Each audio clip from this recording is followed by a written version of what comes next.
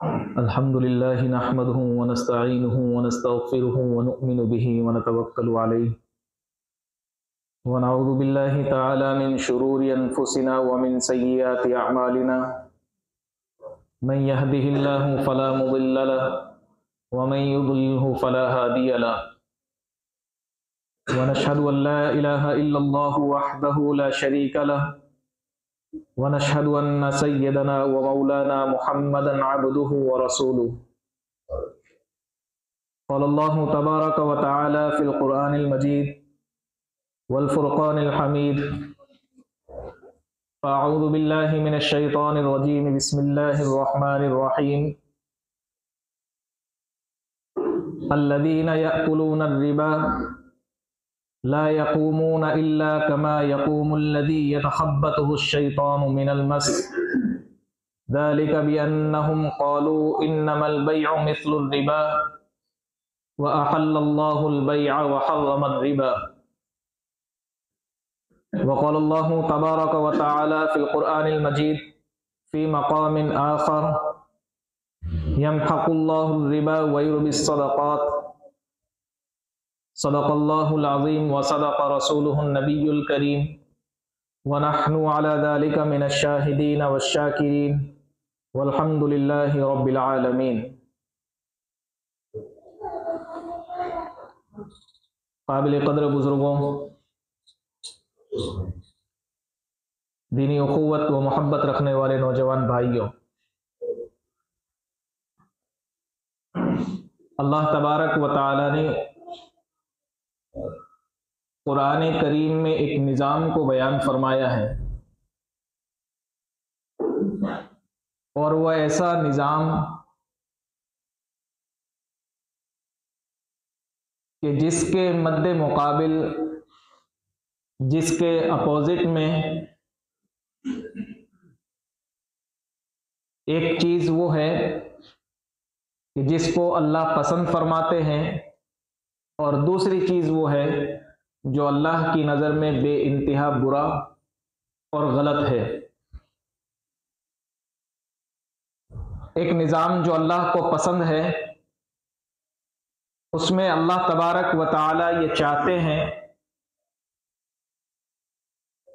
कि अमीर, सरमायादार, मालदार वो अपनी ज़कात के ज़रिए लोगों को अपना माल पहुंचाए ताकि उनकी ज़रूरियात पूरी हो जाए, और उसके मुकाबिल में जो अल्लाह तबारक व तआला को बेइंतहा नापसंद है वो है सूदी निज़ाम, कि एक शख्स अपने पैसे से पैसा कमाए बगैर मेहनत के। ये अल्लाह तबारक व तआला ने दोनों निज़ाम को कुरान मजीद में बयान फरमाया और एक की बहुत तारीफ फरमाई, दूसरे की बहुत ही गलाजत को और उसकी बुराई को बयान फरमाया। शव्वालुल मुकर्रम का महीना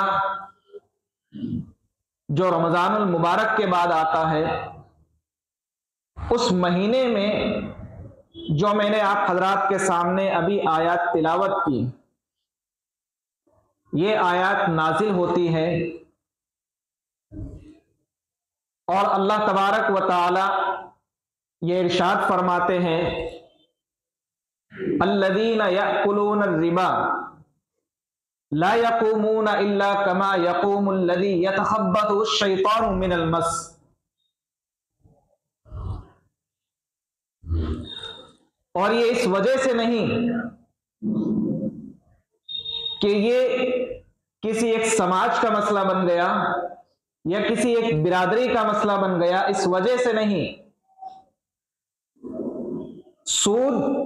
सूदी निज़ाम, सूदी कारोबार ये एक ऐसा मसला बन गया है कि जिसमें हर समाज, हर बिरादरी मुलव्विस है, हर शहर मुलव्विस है, और शहर बीकानेर बे इंतहा बहुत ज्यादा, शुमार में अगर नाम लिया जाए तो बीकानेर को पहले नंबर पे रख दिया जाए।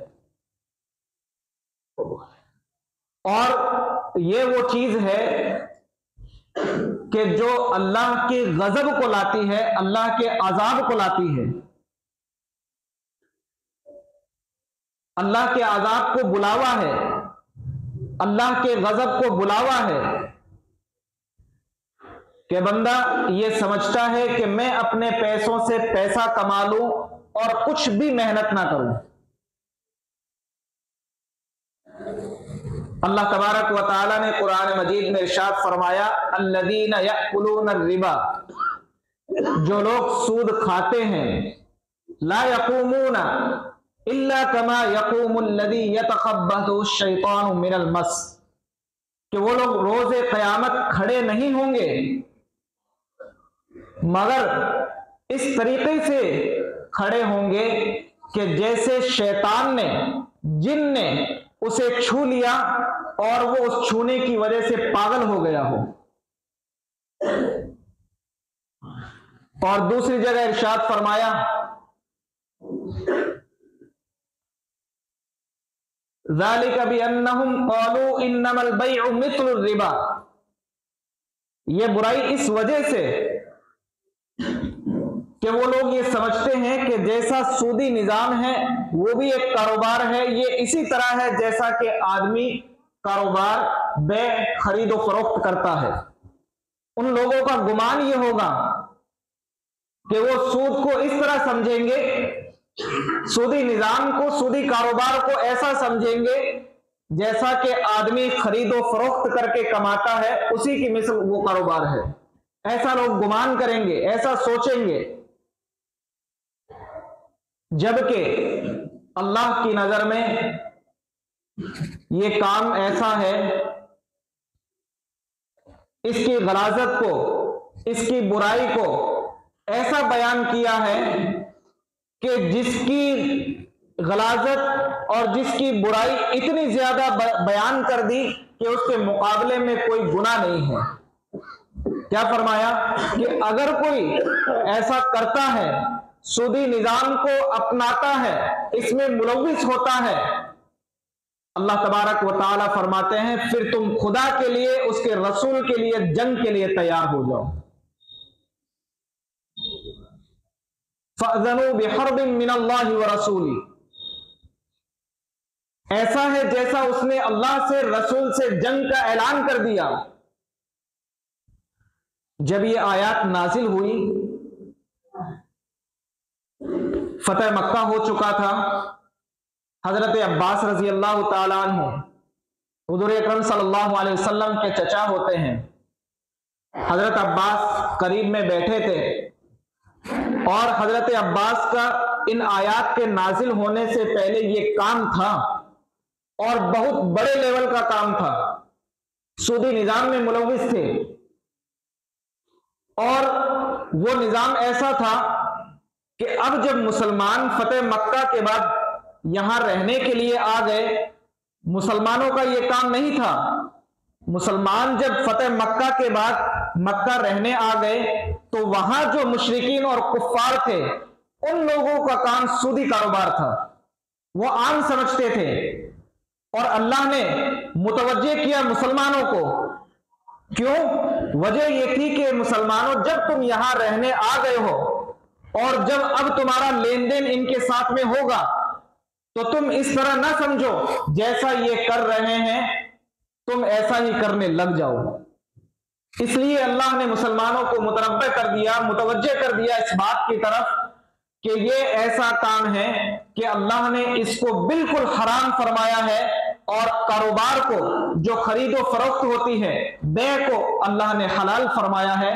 और अल्लाह तबारक व तआला यमहकुल्लाहु रिबा व युर्बिस सदक़ात, अल्लाह रिबा को, सूद को मिटा देंगे, व युर्बिस सदक़ात, और सदक़ात को अल्लाह तबारक व तआला बढ़ा देंगे। यानी जो हलाल काम होगा, हराम के मुकाबले जो हलाल काम होगा, उसमें अल्लाह तबारक व तआला बरकत अता फरमाएंगे। तो हजरत अब्बास रजी अल्लाह ताला अन्हु करीब बैठे हुए थे। एक देहाती आया और उसने सवाल किया कि अब्बास, तुम बड़े हो या हुजूर बड़े हैं? अब हजरत अब्बास का ये जुमला जो उन्होंने जवाब दिया काबिल तारीफ है, और ऐसा जुमला है कि अदब इससे समझ में आता है। दुनिया को उन्होंने अदब सिखाया, अदब बतलाया। उन्होंने जवाब दिया कि बड़े तो हुजूर ही हैं, बड़े तो हुजूर ही हैं, अलबत्ता मैं पहले पैदा हुआ हूं। कितना अच्छा जुमला, कितना बेहतरीन अदब सिखा दिया कि बड़े तो हुजूर ही हैं, हाँ अलबत्ता पहले मैं पैदा हुआ हूं। यानी उम्र के हिसाब से मैं बड़ा हूं, और मकाम, मंजिलत, कद्र के एतबार से हुजूर से बड़ा इस कायनात में कोई नहीं हो सकता। और बेहतरीन उन्होंने इस जुमले में अदब सिखा दिया। खैर, फिर उन्होंने कहा उस देहाती ने कि हुजूर पाक सल्लल्लाहु अलैहि वसल्लम, ये आयत नाजिल हो गई है और आपने हमें ये आयत बतला दी, इसके अहकाम बतला दिए। अब आपके चचा का जो कारोबार है, क्या इस कारोबार में कुछ गुंजाइश मिलेगी कि आपके चचा जिन्होंने कुछ लोगों को दिया है उसको वापस ले लें, इतनी मोहलत मिलेगी?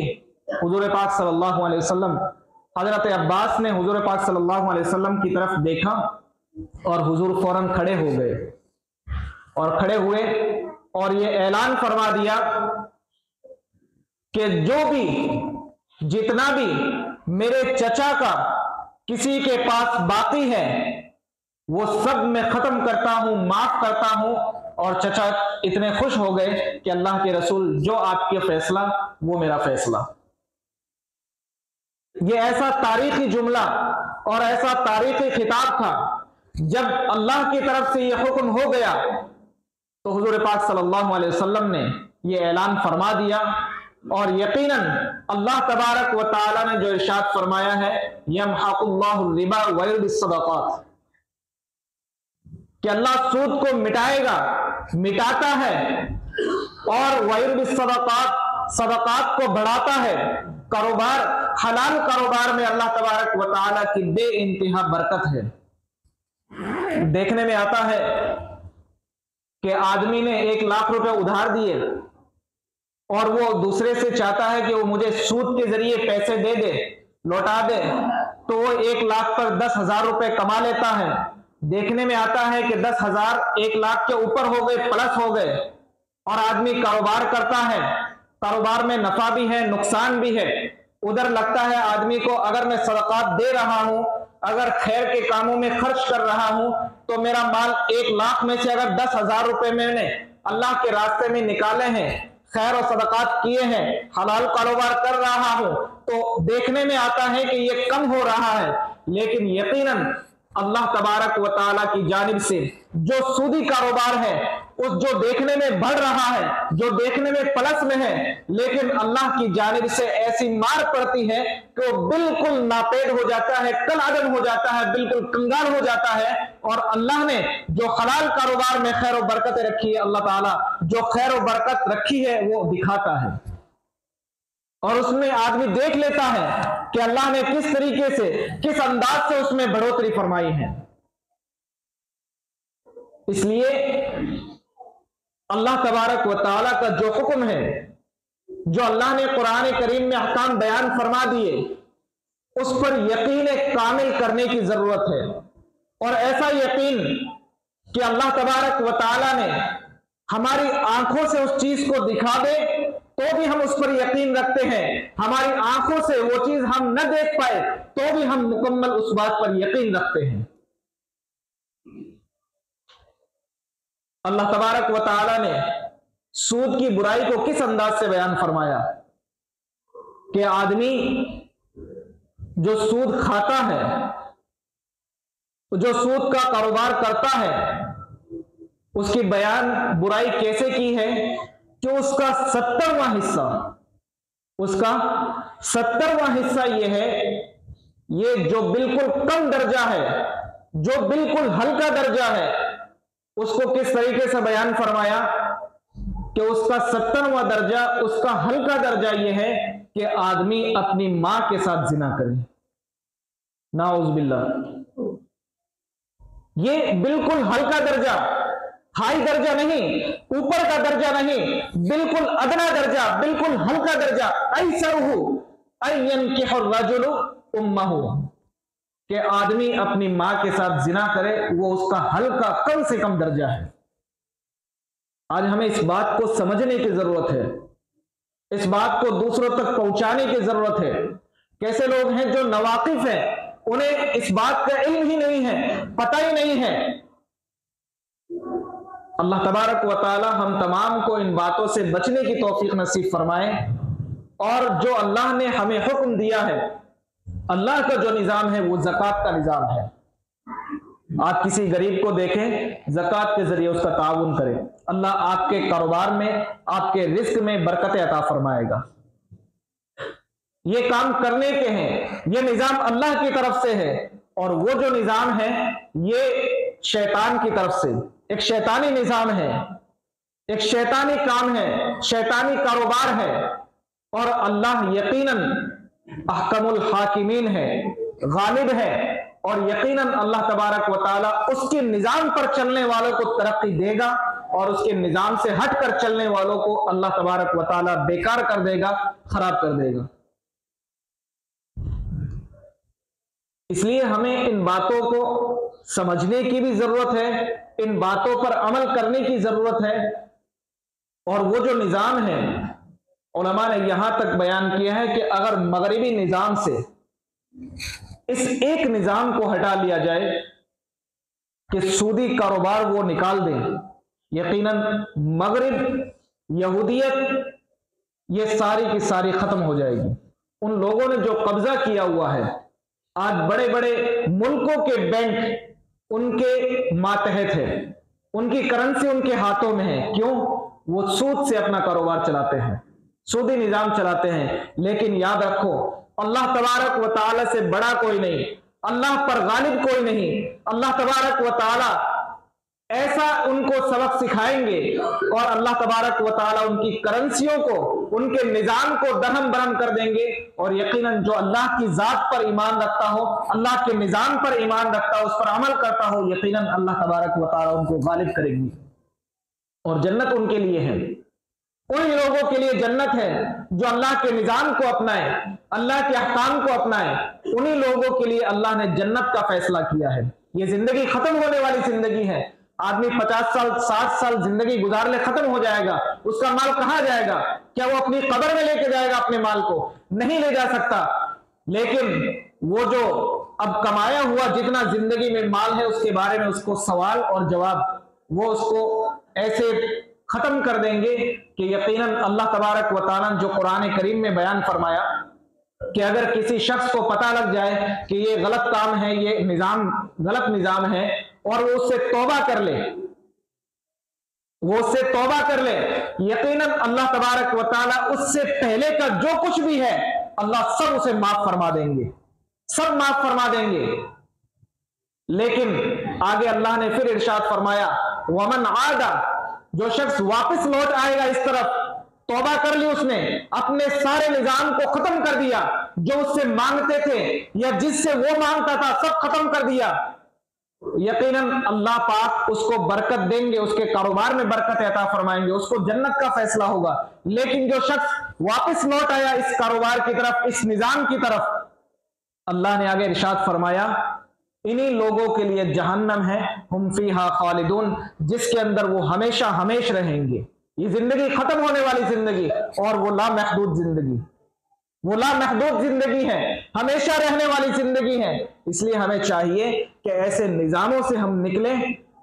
और आम तौर पर जैसा हमने देखा है, समझा है, आदमी सूद का पैसा जो लाता है, किस लिए लाता है? वो अपने घरों में शादी के लिए लाता है। आम तौर पर हमारे देखने में आता है कि वो अपने, चाहे कोई भी समाज हो, कोई भी बिरादरी हो, एक बिरादरी की बात नहीं, कोई भी समाज हो, वो लेके आएगा अपनी शादियों पर, अपने घर में किसी की शादी हो इसके लिए लेके आएगा।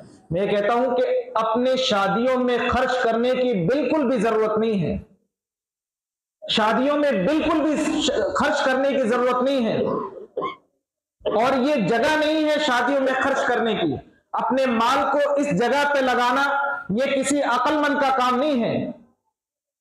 अल्लाह ने निकाह को जो सुन्नत फरमाया है, सुन्नत का मतलब है कि इतनी आसानी, इतनी बरकत वाला निकाह कि अगर आप सुन्नत के मुताबिक करेंगे तो यकीनन अल्लाह तबारक व तआला उस निकाह में भी खैर व बरकत अता फरमाएगा, उसके रिस्क में भी खैर व बरकत अता फरमाएगा।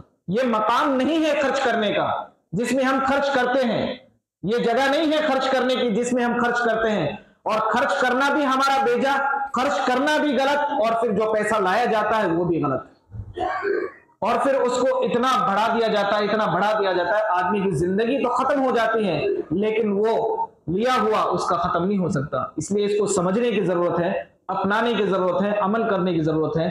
अल्लाह ताला हम सबको इस बात पर अमल करने की तौफीक नसीब फरमाए। व आखिर दावाना अल्हम्दुलिल्लाहि रब्बिल आलमीन।